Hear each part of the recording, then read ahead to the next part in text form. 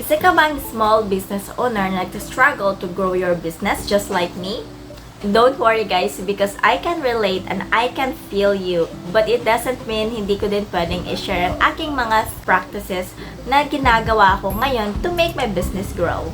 These are the things I've learned so far guys to make my business slowly but surely to grow. In this video, I'm going to share it with you. I have checklist in my notebook guys kung ano yung mga tasks na dapat kong gagawin to make my life as a small business owner be organized. As a small business owner with a full-time job, with kids to attend, a family to attend, and of course running a small business.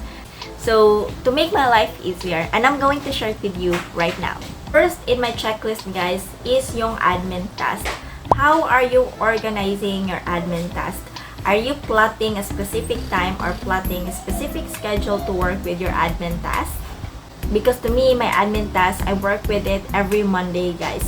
It's like I'm sitting for an hour just to check how I'm working with my own inventory, how's my store analytics. So, yun yung mga klaseng admin task na gusto kong i-monitor ninyo o i-organize to make your business grow.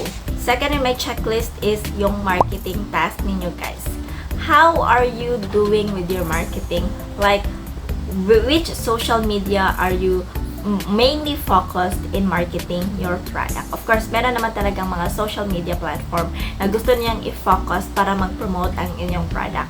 To me, I'm more likely to focus on my TikTok and of course, my Facebook page, guys. With your marketing task, guys, are you engaging with your audience? Let's say, for example, may nag-comment or may inquiries or nag-send message to your page. Are you more likely responding to them? Are you more likely engaging to them? So those are the type of marketing tasks about social media or about customer service na gusto kong i-focus ninyo para mag-grow ang inyong business. With your marketing task, how often do you post?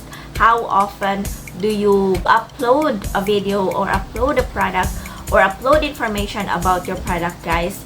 Para mas magiging engaging siya or para mas magiging makita siya ng inyong mga audience. In terms of your marketing task, guys, or marketing promoting, I have 3 social media to recommend in putting or uploading your products or where you can upload about your product. To me, my main focus would be first the YouTube, in where I will be posting long form videos.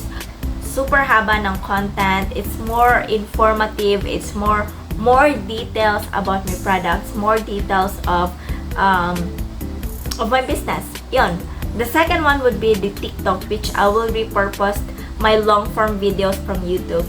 Meaning from the video, from the YouTube, I will cut some short, like 15 seconds video and post it on my TikTok. Hindi ko na kailangan mag-film ulit ng product because I have these long form videos na pwede ko naman siyang i-cut. Pwede ko naman siyang i-post to my TikTok. Na after that TikTok, still I will repurpose that to my Facebook page, Reels. Or like the 3 social medias that I'm posting, but I'm just only filming one video. So long form videos, short form videos, which will be in TikTok and Facebook Reels. In the first year of growing your business, guys, what is your main focus? So my main focus as a startup, guys, I'm not recommending for you to focus on earning the money. I want you to focus more on brand awareness. Let's say you are introducing your business to the audience, like who are you, what is your business all about, what is your product all about. So, yun yung gusto kong i-focus ninyo on a specific time frame. Of course, na dyan talaga yung kailangan kang kikita, but the more kasi na mag-focus ka na kailangan mong kumita, kailangan mo ng pera, nawawala na yung value ng about ng product ninyo. Nawawala na yung ano nga ba ang product talaga na binibenta mo.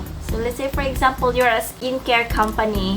So, I understand na kailangan talagang kikita, but mas maiging or mas maganda yung idea na mag-focus ka sa brand awareness.